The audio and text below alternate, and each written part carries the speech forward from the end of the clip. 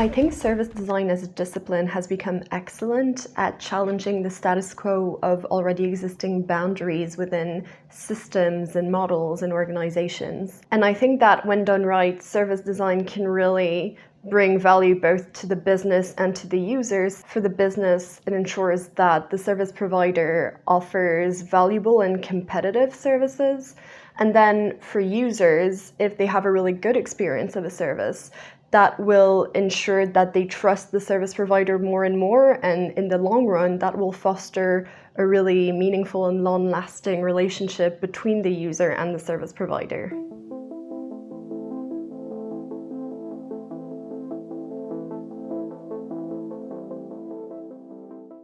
Ooh.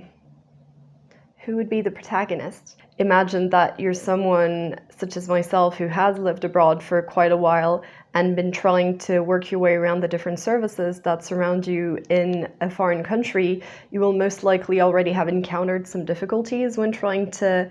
find what you think would be very simple things or to complete what you imagine would be very simple processes, but you were stopped at key moments of the way because you didn't have the sufficient material in order to complete that step, because that material would have been something that only a local would have had. And I therefore think that any foreigner who has uprooted themselves from their home countries and are now living abroad have lived that very specific set of scenario and can relate to the experience firsthand. So I think all of them could be protagonists in that movie, and all of them are sort of heroes that are going through a quest to purchase a SIM card to get registered in the new city that they're going to live in, or are even going to try to book a ride with a local transportation company and are going to fail to complete these steps at first because they're missing that vital set of information that only locals would have.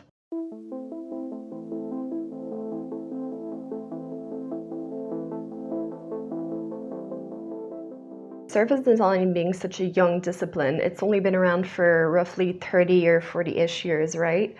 And it's already evolved a lot. But given that service design has exported itself out of Europe, this is already challenging the way that the Eurocentric perspectives have brought on service design. And therefore, we can really see a push of certain communities to readapt these tools and to try to reappropriate themselves the tools of service design in order to bring a more local perspective of service design in that said region. So I would therefore expect that in 10 years' time, service design will have evolved in a way that it's localized its set of tools and methodologies to the countries that it's properly being settling in. And I think that's really exciting, and I'm really looking forward to what that's going to look like in Latin America and Africa and Asia, and see how these tools and methodologies have adapted as a result of that globalization of service design.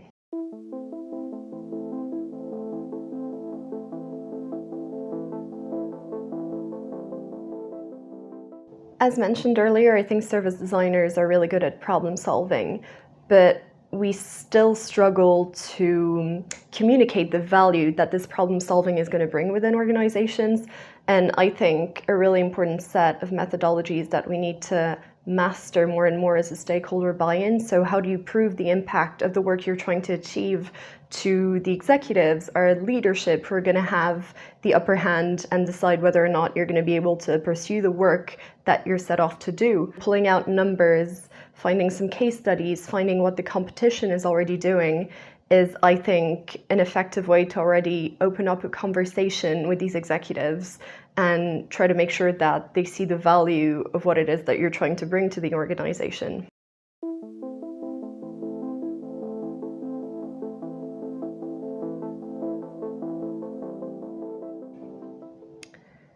If I were to explain the essence of my talk to someone from outside of the design field, I would first ask them if they had any issues when using a service abroad while traveling or living abroad. And the answer is very often yes, more so than no, because despite the very globalized world that we live in, services are still very seldomly being adapted to users who do not come from the country that the service is located in. That is why it's so important to, first of all, make sure that we start working on the adaptation of services for multicultural audiences,